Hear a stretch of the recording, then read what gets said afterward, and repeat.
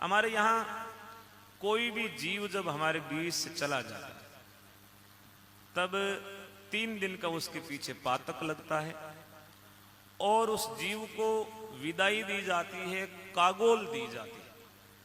अब कई लोग कहते हैं, पूछते भी हैं कि महाराज, क्योंकि जब ऐसी वाकया कोई होता है तब लोगों के जहन में प्रश्न आता है, बाद में तो भूल जाते हैं, ये कागोल लेने वाला कौन होता है? क्या उस कौवे के अंदर जीव प्रवेश करता है, या कौन है जो वहां कौवा पास में बैठा रहता है और कौवा भोजन नहीं करता है, फिर उसकी जो इच्छा होती है उस इच्छा को पूरा किया जाता है और वो कौवा जो है एकदम से भोजन ले लेता है।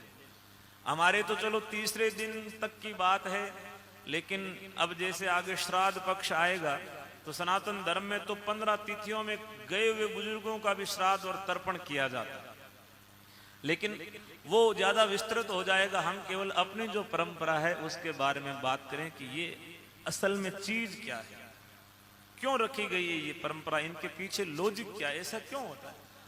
हमें जीव दिखता नहीं और कौवे में एकदम से जीव प्रवेश कर गया, इसके पीछे की क्या कहानी है, क्या कथा है, ये बहुत संक्षेप में मैं आपको समझाने का प्रयास करूंगा ताकि आप लोगों के मन में ये कंसेप्ट है, ये क्लियर होना चाहिए कि क्यों ऐसी हमारी परंपरा होती है। इनके पीछे कोई अंधविश्वास या कोई पाखंड या कोई आडंबर तो नहीं है, बिल्कुल ये साइंटिफिक परंपरा, ये मानोगे तब आपको पता चलेगा। हमारा जो शरीर है, इस शरीर को स्थूल शरीर कहते हैं शास्त्र की भाषा में। 3 प्रकार के शरीर माने गए हैं, स्थूल शरीर, सूक्ष्म शरीर और कारण शरीर। जिस शरीर में हम लोग बैठे हैं, मैं गा रहा हूं, आप लोग सुन रहे हैं, इस शरीर की, इस फिजिकल बॉडी को स्थूल शरीर कहते हैं। ये स्थूल शरीर बनता है 25 प्रकार की चीजों से। 25 चीज मिलती है तब ये शरीर बनता है। जैसे आपको हलवा बनाना है तो आपको पानी चाहिए, घी चाहिए, शक्कर चाहिए और आटा चाहिए। 4 चीजें हैं तो आप हलवा बना सकते हो। ऐसे ही 25 चीजें मिलती है तब ये शरीर बनता है। 25 चीजों में 5 महाभूत, जिनमें आकाश, वायु, अग्नि, जल और पृथ्वी, और फिर होती है 5 ज्ञानेंद्रियां और 5 कर्मेंद्रियां। 10 ये मिलती है, हो गई 15। और उसके बाद में 5 प्रकार के प्राण हैं, प्राण, अपान, समान, व्यान, उदान, हो गए 20। उसके बाद में 4 प्रकार का अंतःकरण होता है। हमारी जो मेंटल बॉडी है उसमें 4 प्रकार के अलग अलग प्रकोष्ठ कहे गए हैं।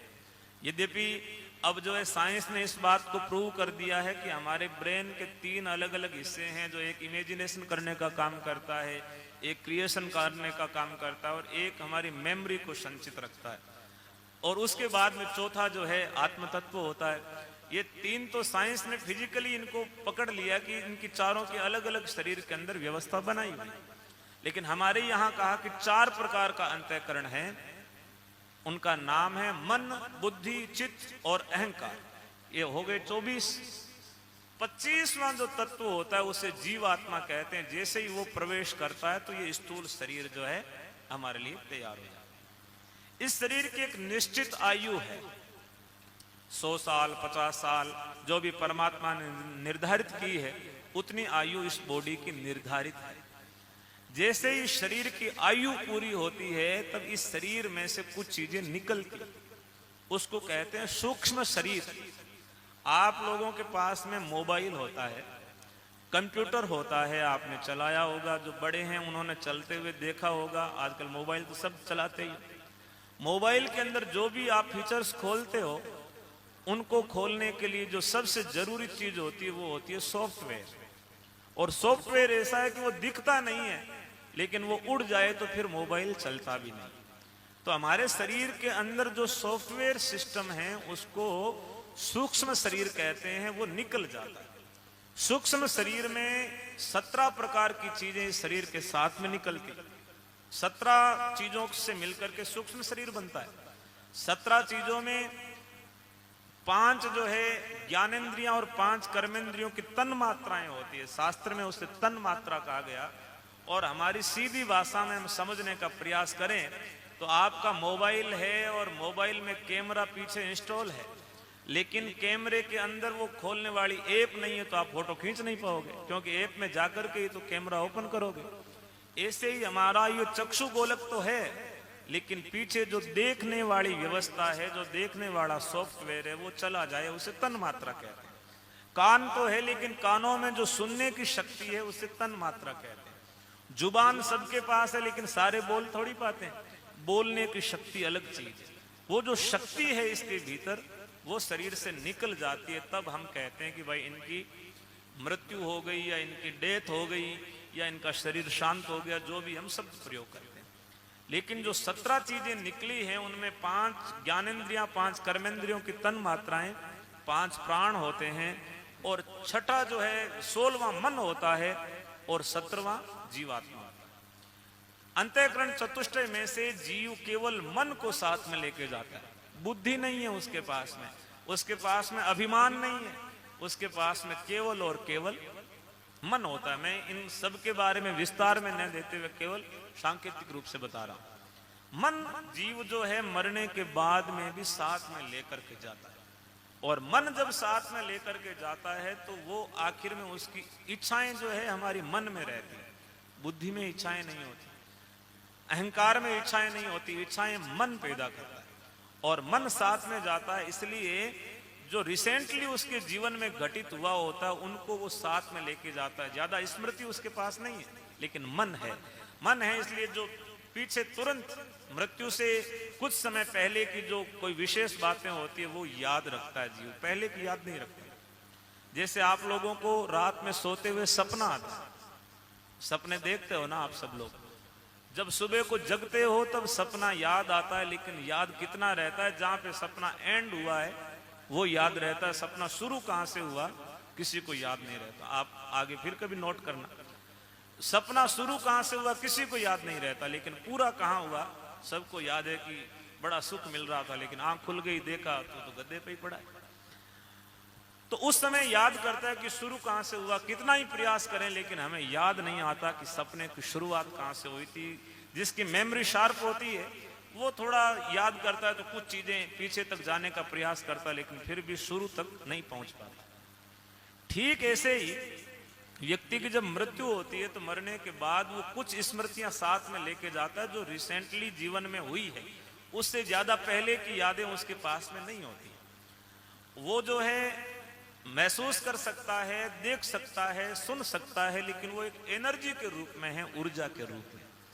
इस हवा के अंदर जो है इस लाइव प्रसारण की वेव जो है पूरी दुनिया में फैली हुई है, लेकिन उसको यदि आपको देखना है सीधी आंखों से नहीं देख सकते, उसको देखने के लिए मोबाइल चाहिए। मोबाइल में जैसे ही आप डालोगे कि आज जागरण जंडवाला में किन के घर चल रहा है, तो वो तुरंत जो है आपका मोबाइल उन जो वेव्स हैं उनको कंसीव करके और आपके मोबाइल पे उसको रूपांतरित करके बता देता है। वैसे ही जो जीव है वो उस ऊर्जा के रूप में मौजूद है, वो शरीर है उसका पूरा, लेकिन वो भोजन नहीं कर सकता, वो बोल नहीं सकता, लेकिन इच्छा उसकी है।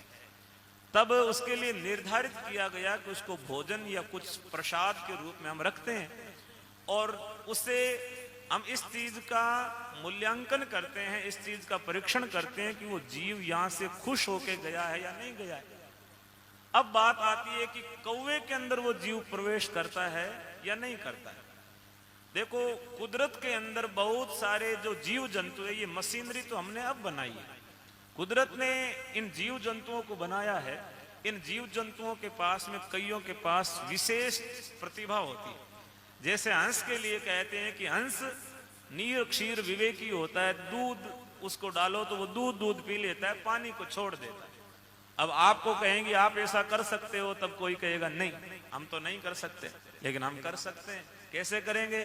दूध को गर्म करना है, उसमें नींबू डालना है, नींबू डालोगे तो उसका सॉलिड पार्ट पनीर अलग हो जाएगा, पानी अलग हो जाएगा। आपने बुद्धि से तो अलग कर लिया, लेकिन हंस जो है उसकी चोंच में ऐसा केमिकल होता है, वो जैसे ही दूध में डुबोता है दूध को फाड़ देता है, और उसका जो पनीर है वो खा जाता है और पानी छोड़ देता है। ये उसकी चोंच के अंदर जो है व्यवस्था परमात्मा की दी हुई है। लेकिन उस जो जीव आत्मा है, जो जिसको कोई कहते हैं आत्मा है, कोई कहता है भूत है, कोई प्रेत, ये जो अदृश्य ऊर्जा के रूप में शक्तियां होती है, इनको डिटेक्ट करने के लिए इस प्रकृति में भी बहुत सारे जीव जंतु हैं, जिनमें सबसे पहला स्थान है कौवे का, दूसरा स्थान है मोर का, तीसरा स्थान है कुत्ते का। ये जीव ऐसे होते हैं, इनकी आंखों के अंदर नेचुरली एक शक्ति होती है कि ये उन जीवों को देख सकते हैं। आपने देखा होगा रात में कई बार कुत्ते जो है बड़ी जोर जोर से भौंकते हैं। वो रात का जो समय होता है उन आत्माओं के विचरण करने का, उस समय वो विशेष करके रोते हैं। और कई बार गांव में या आसपास में कोई ऐसी मौत हो जाती है तो रात को मोर बड़े बुरी तरह से रोते हैं। तो बुजुर्ग लोग पहले कहते थे भाई आज मोरिया किंगा बोलिया ठाकुर। मोरिया बोलने का मतलब है कि कटे न कटे कोई डेथ हुई है जिन्हें मोरिया भी चीज ने बहुत जल्दी महसूस करे। अभी लाइव तो ही तो चले, लेकिन देखने वालों तो अमेरिका में देख सके। तो मोर जो होता है उनके आपस में अटैचमेंट होती है, और वो जैसे ही कहीं कोई उनके तंत्र के माध्यम से सूचना मिलती है तो वो रो करके उस बात का संकेत करते हैं। कौवा जो होता है वो अपनी आंखों से उस जीवात्मा को देख सकता है, उसको महसूस कर सकता है। अब जैसे ही मान लो कि माताजी शरीर छोड़ करके गई तो सूक्ष्म शरीर के रूप में, ऊर्जा के रूप में, चेतना के रूप में वो मौजूद हैं, लेकिन हम कैसे पता चलाएं कि वो कहाँ हैं, किस रूप में हैं, राजी होके गए कि नाराज होके गए। तब हम उनके शरीर का अंतिम संस्कार करते हैं और उसके बाद में भोजन रखते हैं थाली में डालकर। जैसे ही भोजन रखते हैं तुरंत कौवे आ जाते हैं। कौवे आते हैं, बार बार मंडराते हैं, लेकिन जल्दी से चोंच नहीं लगाते। उनकी कोई इच्छा होती है, कई आत्माएं जो होती है, बुजुर्ग होते हैं, उनकी इच्छा है कि भाई छोरी ने मायरो भरनो है। कोई होते भाई वो छोरो आर मेरे हाथ लगा दे तो कागोल ले लो। मतलब उसकी आखिर मन जो है उसके साथ में जाता है, तो मन की इच्छाएं भी उसके साथ में होती हैं। मैंने सोम प्रकाश जी से पूछा, मैंने कहा माता जी ने कागोल ली या नहीं ली? तो इन्होंने कहा कि जैसे ही पोते अधिराज ने हाथ लगाया तो उन्होंने तुरंत कागोल ले ली। यानी उनका मन था, उनकी इच्छा पूरी हो गई है। हाँ, मतलब इनके ऊपर उनका मन था कि अब जो मेरी बेटी आ गई या मेरा पोता आ गया, इन्होंने हाथ लगा दिया तो अब मेरी इच्छाएं सारी पूरी हो गई। तब उन्होंने तुरंत जो है भोजन ले लिया और भोजन करके इस बात को वेरीफाई कर दिया कि अब मैं संतुष्ट हूं, आपको मेरी चिंता करने की जरूरत नहीं। लेकिन बहुत सारे घरों में लोग कहते हैं महाराज कागला तो है ही कौन, आवा ही कौन। कई जगह ऐसी परिस्थितियां उत्पन्न हो जाती है और कई जगह तो इंतजार करते हैं वे कागला फिरदा रहे बिंगे मन की के इच्छा ही कोई जाने वो बोले नहीं मिनखा मां हक दो, वे कागला कई देर फिरदा रहे और पछे टोगड़ी ने दे दोगे, गाय ने दे दो और देर बात ने पूरी कर दी। लेकिन ये जो इसके पीछे का साइंस है वो यही है कि वो जीव आत्मा इस बात का संकेत करता है कि अभी मेरी इच्छा पूरी नहीं हुई है। जब तक उसका कोई कमिटमेंट नहीं करता है, जब तक ये नहीं करता कि थे चिंता ना करो, छोटी छोरे को ब्याह पहलाना को करियो जो ही करा, छोट की बाई ने मायरो बीतो ही भरदा, बी भाई को मार्ग रोकड़ो वो खोल दा, जो भी इच्छा उसकी रहती है, जैसे ही कोई वहां सक्षम व्यक्ति आकर के कहता है कि हम करेंगे तो वो तुरंत आकर के कागोल ले लेता है। ये बात हुई कागोल लेने की। उस कौवे को जो है वो अनुमति देता है जीव, जैसे ही वो कौवा एक आकर के उसमें चोंच लगाता है फिर सारे कौवे जो है उसमें से भोजन करने लग जाते हैं। ये कागोल के पीछे की जो विज्ञान है उसको शास्त्रों में दर्शाया गया है। अब हमारे यहाँ पातक होता है 3 दिनों का, दूसरे समाजों में 12 दिनों का भी होता है, वो 12 करते हैं। और कई जगह अलग अलग दिनों की रिवाज हैं, अलग अलग उनके पीछे की परंपराएं हैं, उनके पीछे कोई न कोई रहस्य अवश्य उनके अपने छुपे हुए हैं। अपने यहाँ 3 दिन का होता है। 3 दिन के पातक में हम तीनों दिन जो है उस जीवात्मा के लिए भोजन की व्यवस्था करते हैं और ठीक वैसे ही विधिवत करते रहते हैं। और 3 दिन के बाद में जब वो उसकी सारी रस्में पूरी हो जाती है तब अंतिम जो है उसको भोजन प्रसाद भी विदाई के रूप में देते हैं। इन 3 दिनों की कथा के पीछे मैंने एक कथा पढ़ी, कठोपनिषद के अंदर एक ऋषि थे उद्दालक, उनके बेटा था नचिकेता। ऋषि ने अपने घर में यज्ञ किया। यज्ञ किया तो यज्ञ में जब संपन्न हो गया तो यज्ञ में जो ब्राह्मण आए हुए थे उनको दान दिया जा रहा था। दान देते समय उनके यहाँ जो गायें कोई काम की नहीं थी, जो गायें ब्याती नहीं थी, या गाया के आंचड़ ऊंचा चढ़ूड़ा, या कोई गाय बूढ़ी हो गई, या किसी के दांत गिर गए, उन गायों को सबको दान में दिया जा रहा है। और ऋषि जो है बड़े दावे के साथ कह रहे थे कि मैंने इतना दान कर दिया, इतना दान कर दिया। तो नचिकेता युवा था, उसने आकर के पिताजी से पूछ लिया कि पिताजी दान देवणो तो कोई हावड़ो चीज दो, ए बूढ़ी गाया थारे घरे काम की नहीं है तो आगलो आऊं ले जार के कर।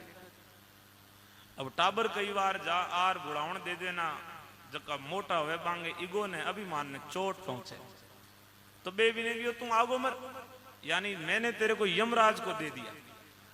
तो जैसे ही उन्होंने यमराज को देने का गुस्से में आकर के ऑर्डर किया, भाई मेरा तू बहुत प्रिय है, जा मैंने तेरे को यमराज को दिया। तो वो यमराज के द्वार पे चले गए और यमराज के द्वार पे 3 दिनों तक वो खड़े रहे। 3 दिनों तक जब यमराज के द्वार पे खड़े रहे, उसके बाद में उनको अंदर बुलाया गया। अंदर बुला करके बिठाया और बिठा करके उनसे पूछा कि भाई आपको तो बुलाया नहीं गया था, आप यहाँ आए क्यों? यहाँ तो आने से लोग डरते हैं, कतराते हैं, बचते हैं। चींटी भी जो है आहट होते ही वो छुपने का प्रयास करती है, लेकिन तुम यहाँ क्यों आ गए अपनी मर्जी से? बोले नहीं, मेरे को तो पिताजी ने आपको दान दिया है इसलिए मैं आ गया। बोले नहीं, ये हमारी व्यवस्था नहीं है, आप 3 दिन तक मेहमान के रूप में हमारे द्वार पे खड़े रहे, इसलिए 3 दिनों के बाद हमारे यहाँ का नियम है कि जो लोग आए हुए हैं सारी वेटिंग हम क्लियर करते हैं, इसलिए आपका नंबर आ गया, नहीं तो आप कितने दिनों इंतजार करते हैं, आपको सूचना तो देनी चाहिए थी।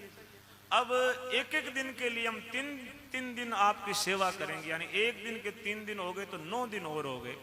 12 दिनों तक वो यमराज के द्वार पे रहे। उनके बीच में काफी विद्याओं पे चर्चा हुई, ज्ञान विज्ञान की चर्चा हुई, वो सारा उस उपनिषद में। उसके बाद में यमराज ने आग्रह किया कि अब तुम वापस अपने पिता के पास चले जाओ। नचिकेता कहने लगे अब पिताजी के पास जाऊंगा तो पिताजी कहेंगे ये भूत है, प्रेत है, पता नहीं कौन है, मेरे को कौन घर में घुसने देगा। बोले नहीं नहीं, तुम्हारे पिताजी के अंतःकरण के अंदर जो पहले की जो मेमोरी है उसको डिलीट कर देंगे। वो भूल जाएंगे कि उन्होंने कोई ऐसा शाप भी दिया था और 12 दिनों तक तुम लोग कहीं जा करके आए। तो ऐसा उसमें प्रसंग है। और फिर नचिकेता वहां से वापस आते हैं। तब कई जगह 3 दिनों की रीति रखी कि 3 दिन के अंदर जीव आत्मा को आगे जो भी गति, सदगति, दुर्गति मिलनी होती है वो निर्धारित हो जाती है। तब उस घर में जहां वो था वहां से उसकी अंतिम विदाई हो जानी चाहिए। और 3 के बाद भी यदि विदाई नहीं होती है तो 12 दिन अधिकतम समय माना। 12 दिनों के बाद में उस जीव का और उस घर का आपस में संबंध विच्छेद हो जाता है, आगे उसकी गति निर्धारित हो जाती है। इसलिए दिनों की अवधियां तय की गई। और हमारे जब 3 दिन पूरे हो जाते हैं तब पातक को निकाल करके पहाल का छींटा दिया जाता है। दूसरे वृहद सनातन धर्म में जब अग्निदाग दिया जाता है तो उसके अंदर से कुछ अस्थियों को चुना जाता है और उनको बीन करके गंगा जी में ले जाके प्रवाहित किया जाता है। गुरु महाराज के सामने पूछा कि गुरु जी, गंगा जी तो जाना बड़ा दुर्गम रास्ता है और उस समय तो ना रेल थी ना कोई गाड़ी थी। लोग जो है बैलगाड़ियों पे या घोड़ों पे या हाथियों पे या ऊंटों पे जाते थे, लेकिन इतने दुर्गम रास्ते में जाना मुश्किल था। गांव में 150 लोगों की अस्थियां इकट्ठी हो जाती तो उनको ले जाके गंगा जी में तिराते और वहां पे बाकायदा बही खाता होता तो उसमें नाम चढ़ाते कि भाई इसकी अस्थियां तिरोहित कर दी गई है, इसकी तिरोहित कर दी गई है। फिर उनके कोई दादे पोते 3-4 पीढ़ियों में कोई जाता और देखता कि भाई माड़े दादे की अस्थियां पूगी को पूगी नहीं, तो बे जका अधिकारी होंदा पे बड़ सुनाऊंदा के उनकी अस्थियां पहुंच चुकी है तो उनको संतुष्टि हो जाती। उन्होंने कहा गुरुजी वहां जाना बड़ा मुश्किल है, कौन अस्थियां तिराएं? तब गुरु महाराज ने कहा कि आपको अस्थियां तिराने की जरूरत नहीं। पाल गति गंगा तणी जेकर जाने कोई, पाप शरीरा झड़ पड़े पुण्य बहुत सा हो। आप पहाल बना करके और पहाल का छींटा घर में लगा दोगे, उस जीव आत्मा की विदाई वहां से हो जाएगी उसकी पवित्रता के साथ में, क्योंकि गंगा पवित्रता का जो है प्रमाण है। और पहाल के अंदर जब हम मंत्रों से गंगा यमुना इत्यादि पवित्र नदियों का आह्वान करते हैं तो वो सब नदियां मंत्रों के आह्वान से वहां आकर के विराजमान हो जाती है और अपनी शक्तियों के साथ में उस जीव का उद्धार करने का सामर्थ्य पहाल में है। तो आज हम सब लोग यहाँ पे बैठ करके सत्संग चर्चा कीर्तन कर रहे हैं, तो उस जीव आत्मा के लिए कर रहे हैं